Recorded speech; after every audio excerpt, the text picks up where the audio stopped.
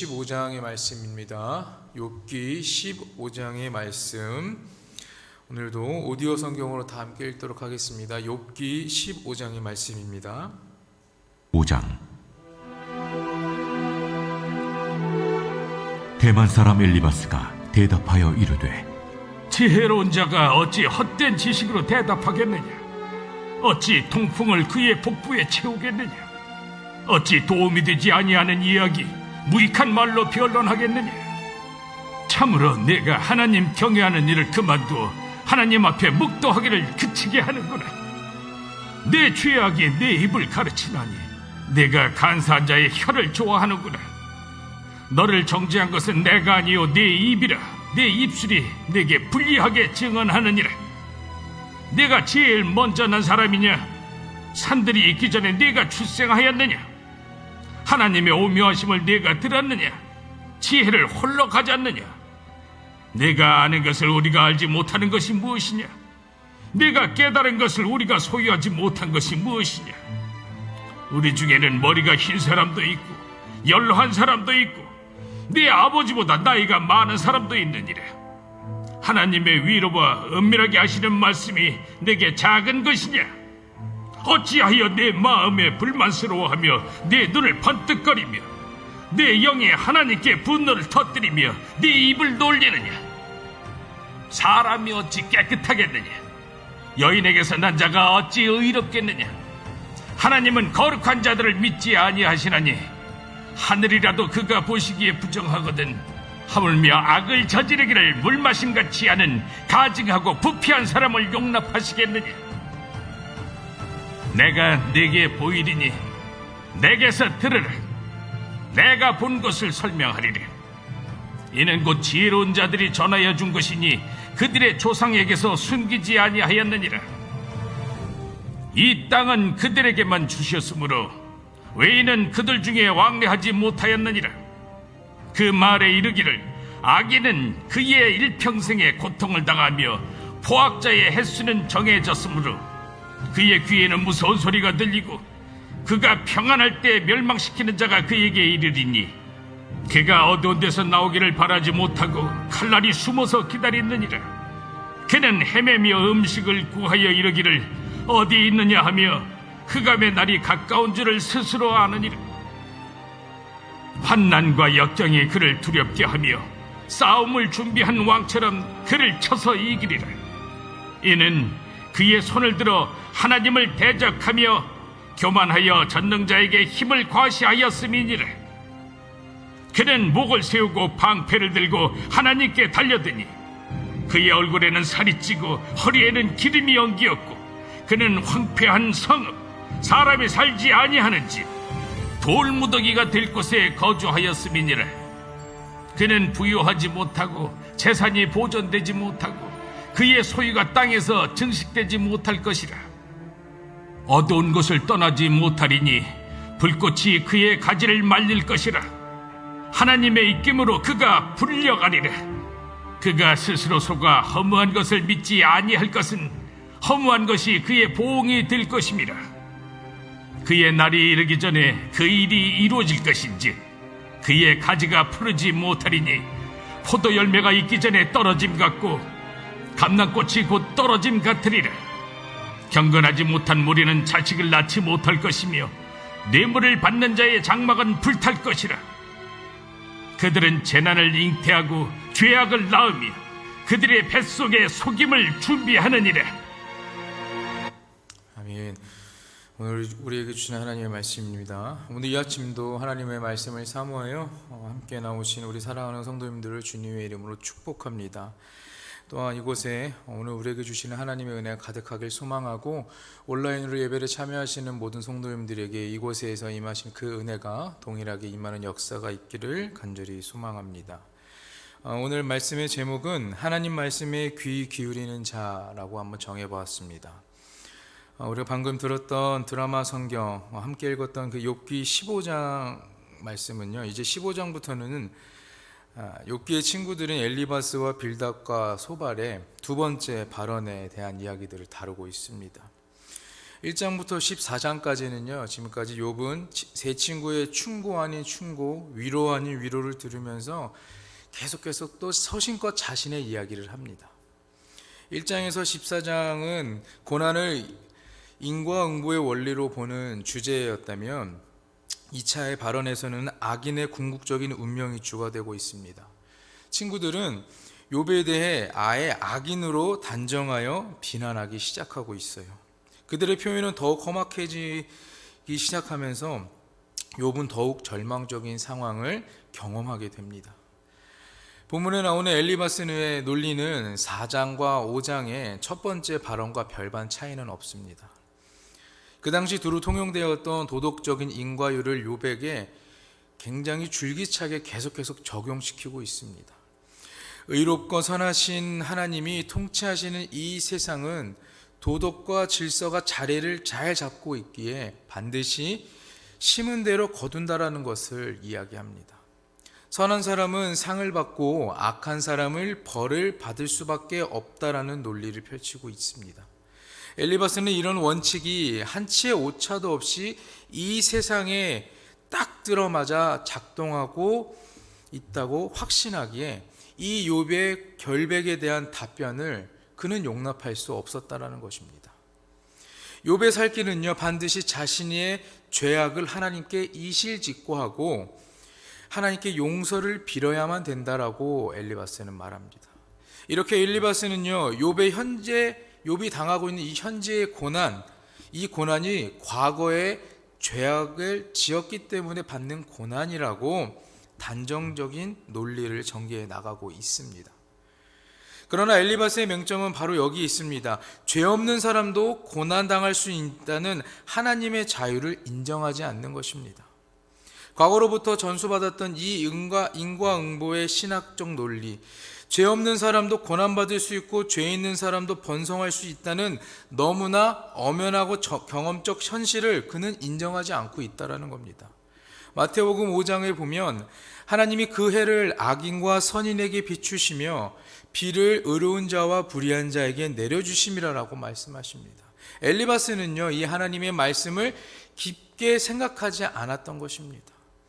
이러한 태도야말로 율법주의적이며 창기와 세리 같은 중재인들까지도 하나님 나라의 식탁에 초대하는 하나님의 포괄적인 은총과 그 사랑의 정면으로 도전하는 것이었습니다.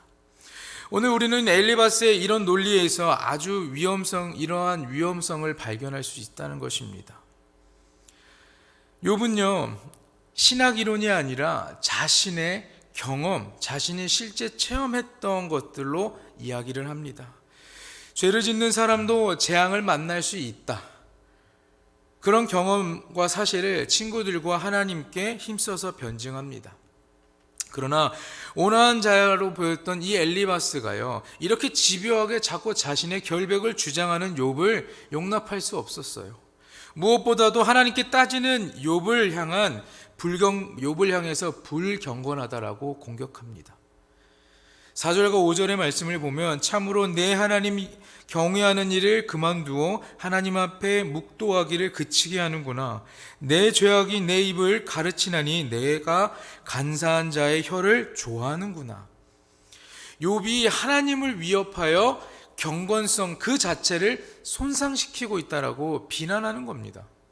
이제 엘리바스는요, 욥이 주장하는 자기만의 지혜에 대해서까지 공격하기 시작하는데요. 7절에서 9절을 보면 내가 제일 먼저 난 사람이냐? 산들이 있기 전에 내가 출생하였느냐? 하나님의 오묘하심을 내가 들었느냐? 지혜를 홀로 가졌느냐? 내가 아는 것을 우리가 알지 못하는 것이 무엇이냐? 내가 깨달은 것을 우리가 소유하지 못한 것이 무엇이냐?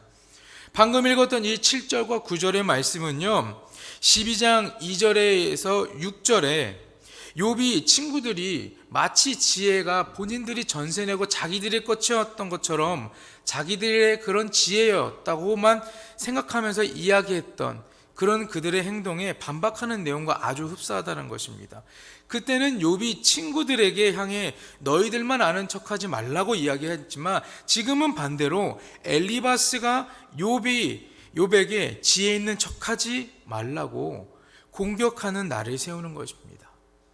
어떻게 보면 둘은 같은 길을 앞만 보고 걸어가고 있는 것입니다. 만나지 못하는 길을 서로 자신의 입장만 내세우고 걸어가고 있다는 것입니다.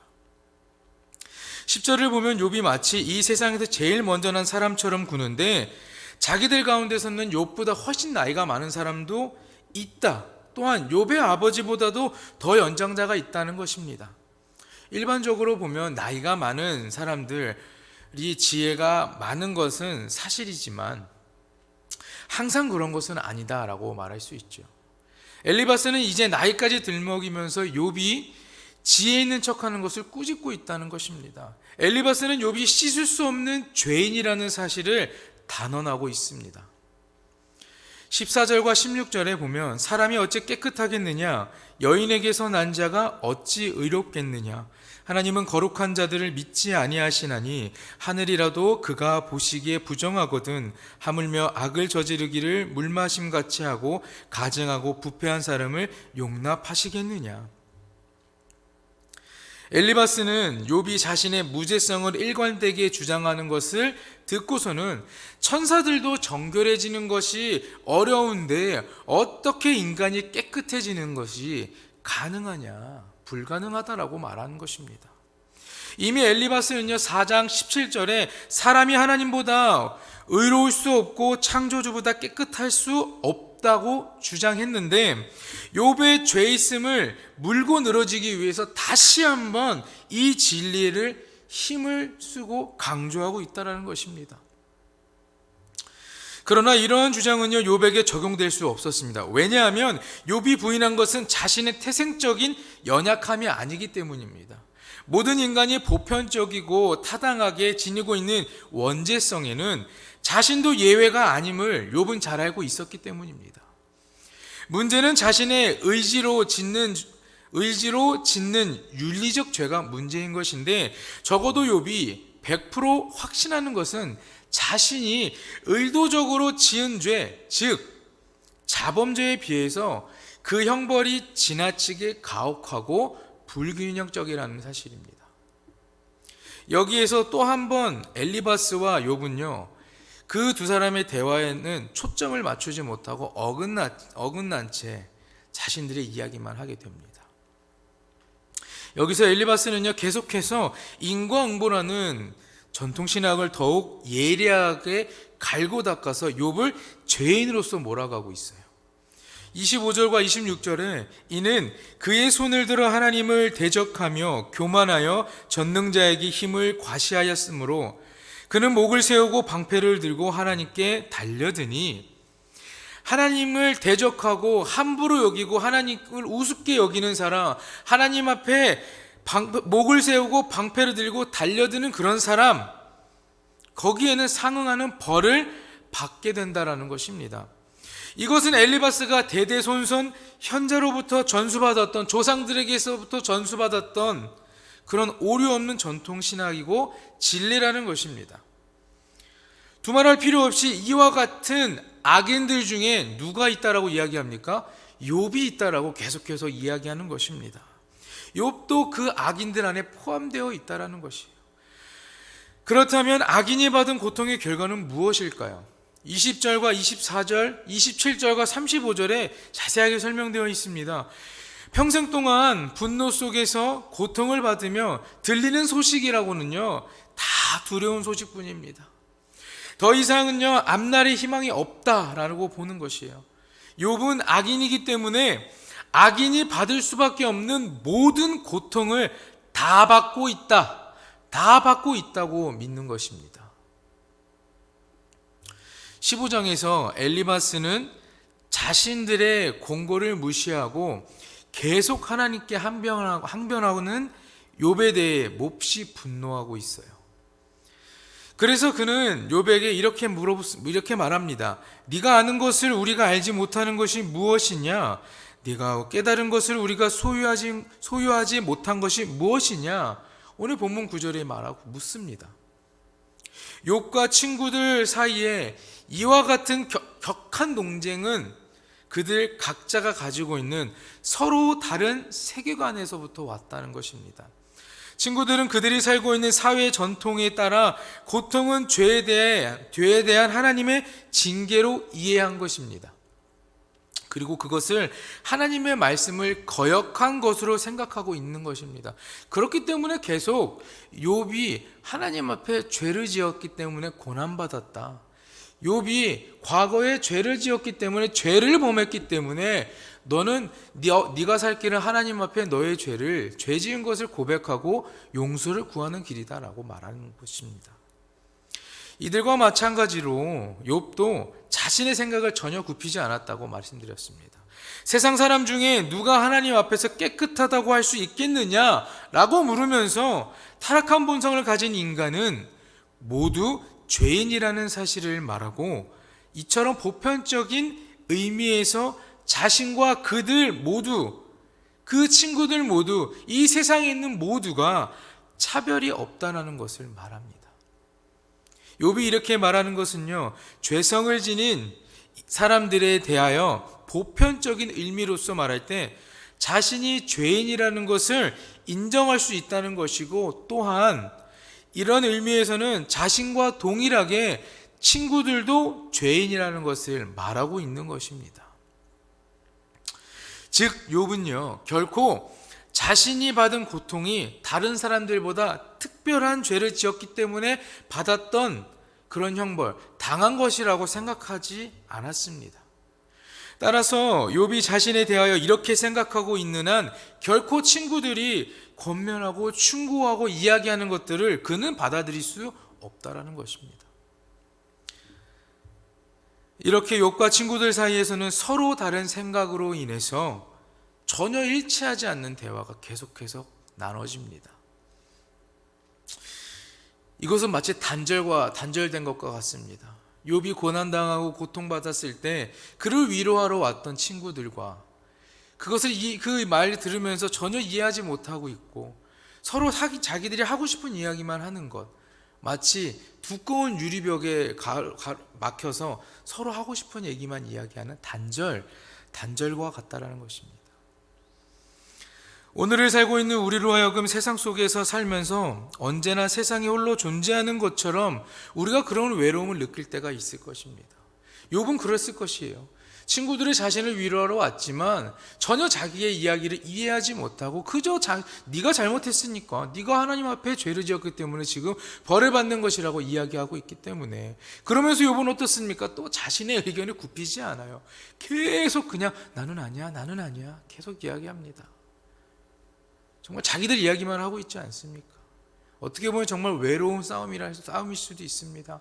세상 가운데에 던져져서 내가 그리스도인으로 살아가는 그 삶 가운데 세상의 많은 수많은 것들이 우리를 공격하고 우리를 넘어뜨리려고 하는 그러한 상황, 우리를 유혹하고 우리를 더욱더 악하게 만들려고 하는 그런 상황 가운데 있는 것과 뭐가 다를까요?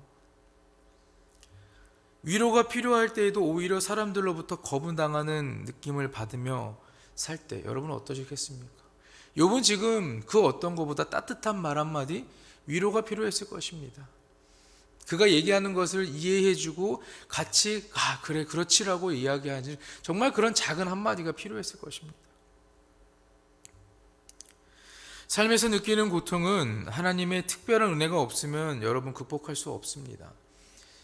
내가 돈이 많아서, 내가 지식이 많아서, 내가 가진 것들이 그냥 너무 많아서 내가 느끼고 있는 이 삶에 받고 있는 고난과 고통들을 다 이겨낼 수 없다라는 것입니다.